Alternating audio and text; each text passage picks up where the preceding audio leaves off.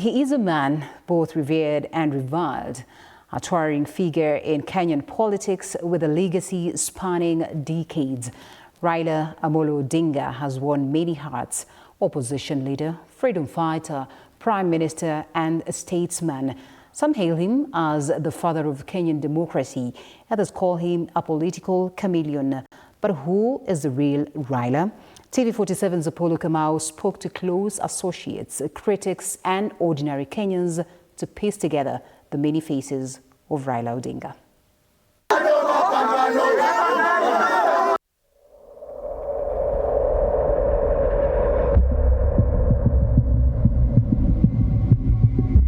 June 25, 2024, a leaderless movement of the Kenyan youth, armed with the country's flags, placards and phones, took to the streets across the country to protest against the Finance Bill 2024. A defining moment that shocked the world and shook the country's leadership, more so President William Ruto, who rode to power on the hustler gospel, promising heaven to millions of the country's unemployed youth. Lakini mimi nawaahidi, mbele na nyuma, kulia na kushoto, milima na mabonde, juu na chini, mpaka mahasla tutawasaidia safari hii na tutabadilisha hii Kenya safari hii.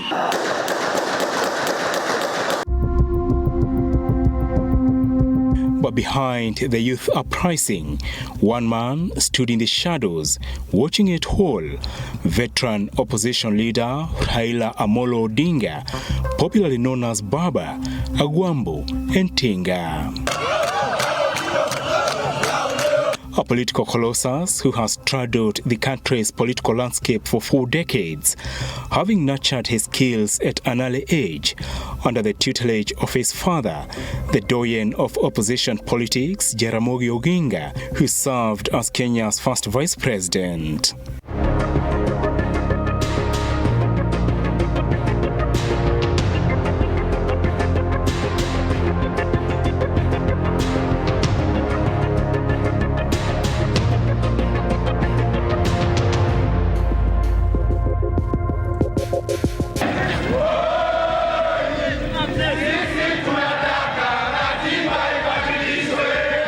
The birth of the Gen Z protest movement has its roots in the country's history of political activism, and Odinga, an activist in his own right since the 70s through the 90s and the 2000s, was a role model for Gen Z, fighting against punitive taxes and the exit of President William Ruto from power. Leo tumeweka sahihi kwa mkataba ya kuleta ulewano, ya kuleta amani. Tutatembea pamoja. Tumesema tunataka kuunganisha Wakenya wote wawe kama kitu kimoja. But then something happened in the middle of the youth uprising and the leadership crisis that saw Ruto dissolve his cabinet. Odinga, in a characteristic Machiavellian style, shook hands with President Ruto and formed the broad-based government, earning him the title traitor for betraying the cause, despite a long-held perception by Kenyans that he was the champion of the people. For the longest time, we have known him as a defender of the rights of the vulnerable. But again now, there are those who see him as a person who has crossed over to support the oppressor of the very people he has been fighting for. He fought for the Constitution alongside others, but now he is supporting the greatest violators of the Constitution, who seem to have forgotten that we actually have a Constitution and laws.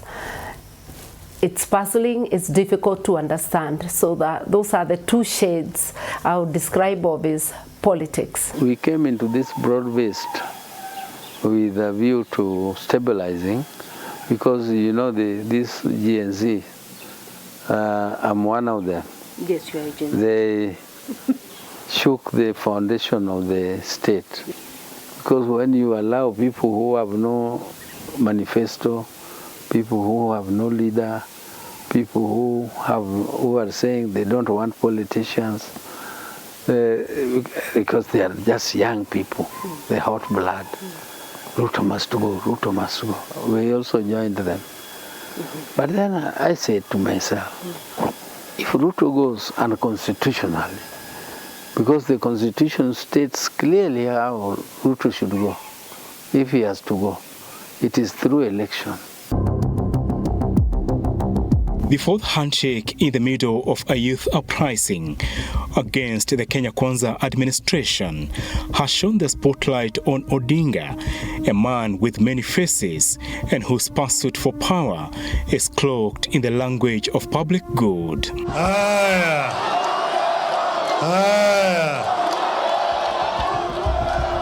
Odinga, who commands a loyal following, almost fanatical, concentrated in Nyanza, Western, Nairobi, and parts of the coast, runs a political enterprise, one that has transcended three former Kenyan presidents, Daniel Moi, Mwai Kibaki, and Uhuru Kenyatta. He walks like a juggernaut, trampling everything like colossus. Ruto, Uhuru, Moi, they all tremble before Raila. And I am not surprised these people call him enigma. How can you be defeated 5 times and still have life to run and to threaten and to scare and to force yourself into a government? And the Odinga empire is sprawling and huge, coming from coast, the Johos of the world, in Western Kenya, or Paranyas of the world, and his rule Nyanza. And from time to time, the Uhurus and others become his proteges. Sometimes unwillingly, but they end up being proteges. Whether you are talking about 2005, the constitutional, contest that brought oranges and bananas. The Uhuru was part of the Raila proteges. In 2022, he was again in Raila's corner. So that is how powerful the Raila machine works. Vijana msilale, vijana msilale, bado mapambano, mapambano, mapambano. To understand Odinga and his many faces, there is Raila, the opposition leader, loved and loathed in equal measure, the people's champion, the reformist and nationalist and a Pan-Africanist. Jesse, get together. Jesse, forward march. Jesse, about turn. Jesse, fire. Vijana fire. Vijana fire.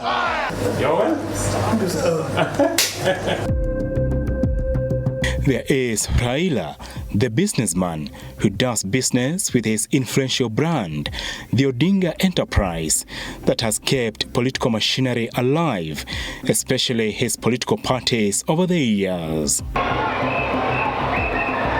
Raila, the politician, who has entered the country's annals of history for shaping the country's politics, and Raila, the family man, coming from a political family whose family has borne the cost of various regimes, including detentions without trial.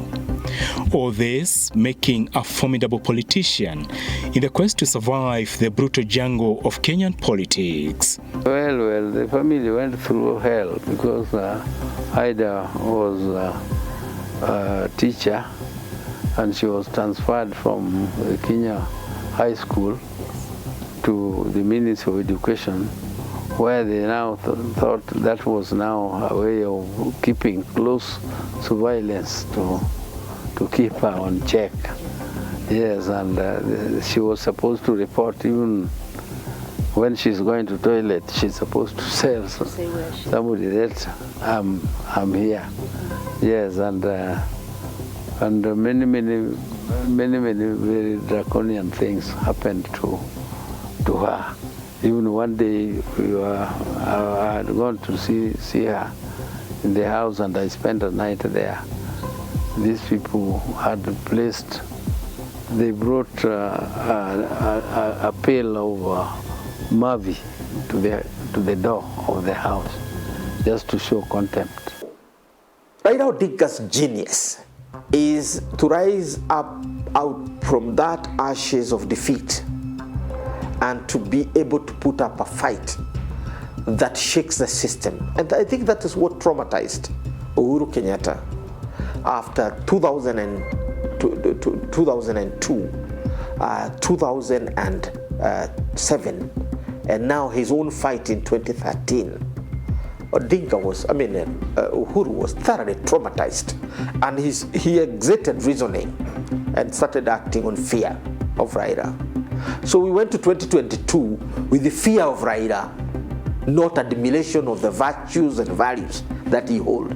So the Azimio thing was more about political survival for Uhuru and others, because they found somebody who was so much able to fight even when he was not in the system. And Odinga has tended to demystify the idea that you need to be in government in order to fight. The whole idea about government as having the monopoly over violence, having monopoly of that, he's basically forcing a rethinking within a democratic framework of the basic political science 101, that the state has a monopoly over coercion. The sleepy town of Bondo is a perfect starting point in understanding who Odinga is and how and why he has metamorphosed in the country's ever-unfolding political landscape. The second son of Kenya's first Vice President Jaramogi Oginga Odinga took over the captainship of his siblings, sidestepping his elder brother Oburu and his sisters at an early age, a role he carried to the national stage. In 1952, when we were hardly 10, yes, he organized the Luo Union and moved, yes, all over East Africa. He moved with my brother Raila. Yeah. Me, I was so jealous because he didn't move with me to Uganda, where he was mobilizing Luos in Uganda, yeah, and also in Kenya to form a trading corporation called Luo Thrift and Trading Corporation, and then Luo Union. Luo Thrift was the trading arm of the Luos, yes, and Luo Union was the social arm, yes, of the Luo community. So he moved with Raila in Uganda. So the next time he took me now to mobilize the Luos in Tanzania. After his father's detention in 1969, Odinga returned from Germany, and just like the saying goes, like father, like son, he asserted himself in the political arena, forming alliances and dispensing them at will when they no longer served the purpose, earning him the title, the enigma of Kenyan politics, by author Babafemi Badejo, due to his chameleonic political maneuvers. He has succeeded because he must. If he doesn't succeed in doing those handshakes, he will perish politically. So he has to do it in order to survive politically and be able to exercise the two choices. One, being a king and fighting to be a king, and two, fighting to be a kingmaker and an elevated kingmaker in a very competitive society that is Kenya. And when you are coming, where ethnically or number-wise, you're behind. That's the basis of Mutai Gunyi's tyranny of numbers, right? So if you have the tyranny of ideas and tyranny of strategy, what do you do with the tyranny of numbers? That's the big question that was raised at that time. But you can give it to Raila Odinga. He has been a very astute person. The claim to patriotism, I think, has force. It's a patriotism. No, you cannot be patriotic and at the same time you're opportunistic. There are words that cannot be in the same sentence unless you are not a good writer. During the second liberation that started off in the early 90s, Odinga joined the likes of James Orengo, Professor Anyang' Nyong'o, Paul Mwite, Getobo Manyara, Kiraitu Murungi, Muhisa Kitui, and many others in the push for multi-party democracy. According to insiders, the late Jaramogi preferred the intellectuals Orengo and Nyong'o instead of Raila due to his abrasive nature and his impatience with change. Odinga's survival instincts kicked in the battle to succeed his father in Fort Kenya after his death in 1994. The election to replace Jaramogi was held at Thika Municipal Stadium, where Odinga lost to Kijana Wamalwa after the Young Turks ganged up against Odinga. Odinga resigned from Fort Kenya and his Lang'ata parliamentary seat, which he contested in the by-election and won.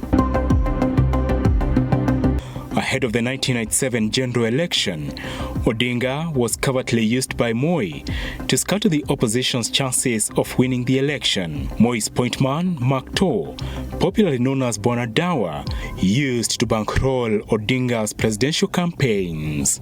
Odinga at the time was also securing the mantle to be the de facto leader of the Luo community, a succession battle that turned bloody in the streets of Kisumu. Odinga was to prove his growing influence by defeating Anyang' Nyong'o in the Kisumu rural parliamentary seat to Joe Abomino. Nyong'o ran on Charity Ngilu's SDP party and campaigned for Ngilu in that election. Despite Nyong'o joining Odinga, Orengo was defiant and contested the Ugenya parliamentary seat on the National Social Congress seat and won. It was after the election that Odinga surprised Fred and Foe after his first strategic handshake with Daniel Moi, a man who detained him for 9 years to stabilize the country. Odinga became Kano's Secretary General and Minister for Energy. I went to see him in Kamiti prison, and he was in black uniform, the one for people who are on death sentence. So when I saw him, I started shedding. My tears were coming out. And he's the one who was now comforting me. And yet I thought he was the one who was...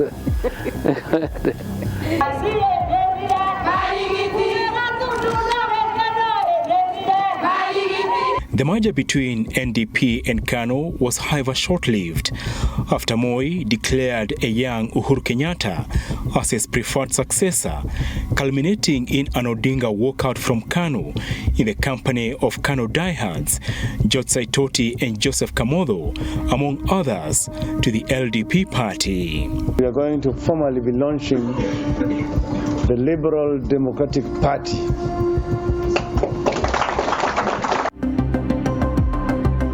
Unknown to other leaders, Odinga signed an MOU with Simeon Nyachae in October 2002 to form a government after the 2002 elections. Little did Nyachae know that Odinga had signed a pact with Kibaki and declared Kibaki Tosha in the 2002 elections.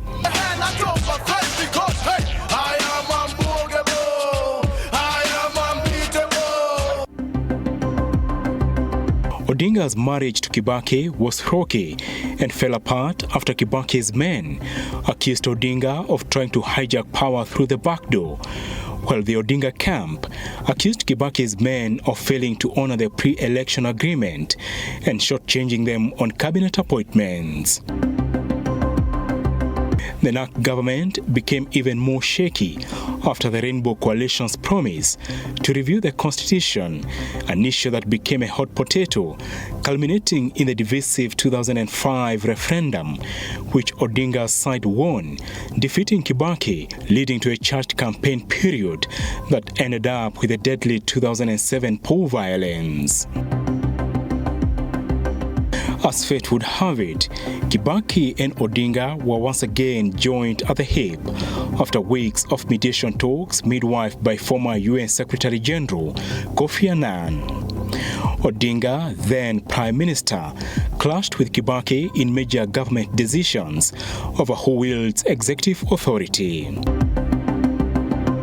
A case in point was a firing of two ministers implicated in corruption scandals, Professor Sam Ongeri over free primary education funds and Agriculture Minister William Ruto over the maize scandal.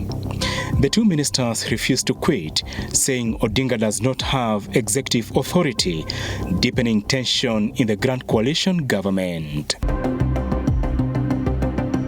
The disclosure of ICC prosecutor Moreno Campos' 6 high-profile individuals implicated in the 2007-2008 violence put Odinga in a fix after he supported the ICC Kenya investigations by telling Ruto to carry his own cross, forcing the creation of the coalition of the accused, Uhuru Kenyatta and William Ruto, who demonized Odinga and the ICC in their ticket to defeat the opposition court in the March 2013 elections.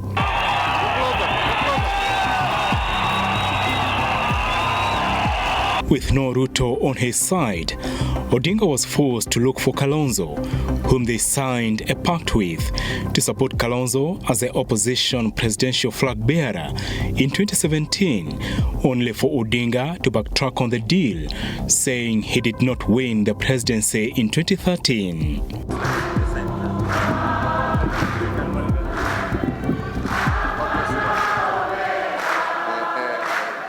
The 2017 election, which NASA lost, forced Odinga to the drawing board. A repeat election ordered by the Supreme Court saw Odinga boycott the election due to a lack of a level playing field after he called for the reconstitution of the electoral body IEBC. Odinga was to later troop to Uhuru Park without his core principals Kalonzo Musyoka, Musalia Mudavadi and Moses Wetangula and be sworn in as the people's president amid claims of betrayal. Raila Odinga, in full realization of the high calling, assumed the office of the people's president. The illegal swearing in of January 2018 as the people's president, marking a dangerous turn in the country's politics, forcing President Uhuru Kenyatta to convene a meeting with Odinga that lasted for hours, culminating in a handshake in March 2018. Odinga's bromance with Uhuru created a rift in the Jubilee administration after Uhuru and Ruto fell out, with Uhuru calling his then deputy Tangatanga as Kenyatta and Odinga campaigned for the handshake in opposition zones to unite the country. Hii kijana anaitwa Ruto, unajua kila weekend anatangatanga kila pahali. Atakuwa anapitia hizi machorochoro. Akiona kuna kitu inaenda kona mumwambie. Si namna hiyo? Si namna hiyo? Tuhakikishe kazi ya wananchi imefanyika. The two leaders also came up with the Building Bridges Initiative BBI, aimed at amending the constitution. Among the proposals was the creation of a prime minister's post, among other proposals, a document which was heavily politicized and finally declared unconstitutional by the Supreme Court, which faulted President Uhuru Kenyatta for acting beyond his powers to initiate the BBI constitutional amendment process. After the collapse of the BBI in early 2022, Uhuru and Odinga's focus shifted to the 2022 August election, and despite the government being on his side, the campaigns premised on the hustler versus dynasty populism, mobilizing the poor against economic injustice perpetuated by the dynasty since independence, cost Odinga his 5th stab at the presidency. Odinga, just like in the previous elections and unlike in 2017, failed to overturn Ruto's victory in the courts and resulted in mass action over the high cost of living. That narrative spilled over to the Gen Z uprising due to overtaxation and the display of opulence by leaders in the face of scarcity among Kenyans, spilling over to calls of Ruto must go. Ruto buckled under pressure and reached out to Odinga, who seized the moment to secure the fourth handshake, a handshake that has already cost Odinga political support, as majority of Kenyans view him as a traitor. From the ashes of the Gen Zs and the defeat through the means that you and I know, rose the phoenix of Raila Odinga. Very, very quickly, Raila Odinga was able to convince William Ruto that you can do without Gachagua. He's laying a siege on you. You can do away with Mount Kenya. After all, they are with me, with Uhuru Kenyatta in Azimio. Somehow we can work with them. So forget about these Kikuyus, these Merus, these Embus, this Mount Kenya thing. Forget about it. Let us stabilize the government. And whatever that meant, it meant basically, getting Gachagua and replacing him with Raila. Why? Because Gachagua was so vocal and he was very clear-minded and clear-eyed that he cannot be in the same government with Raila Odinga. For Odinga, the handshake was an icing on the cake as the government endorsed Odinga's African Union Commission chairmanship. This too angered Kenyans who campaigned against Odinga's AUC candidacy and celebrated his main rival, Mahmoud Yusuf of Djibouti, who won the vote in Addis. Raila does not quit anything. He just have a plan that he's executing. Plan A, there is the political calendar is divided into two, and each phase of the calendar require a certain behavior. Phase 1 is what we call political campaign, 1 year, right? And in that political campaign, everything is up and nothing is hoary. Whoever emerges from that night of the long knives, then we can reconstruct the nation. And he enters the second phase, which is the governing phase. The governing phase of the government means when the state has to let off the resources for development. And he needs a share of that in order to fuel and oil his political machine. Tumeleta handshake nyumbani. There is still much to come out of the current handshake. Does Odinga have a remaining bullet? Will he stick with Ruto to the end? Or will he jump ship like in previous handshakes? Can a Ruto Odinga presidency in 2027 win against the youth uprising? And will history be fair to Odinga? Apul Kamau, TV47.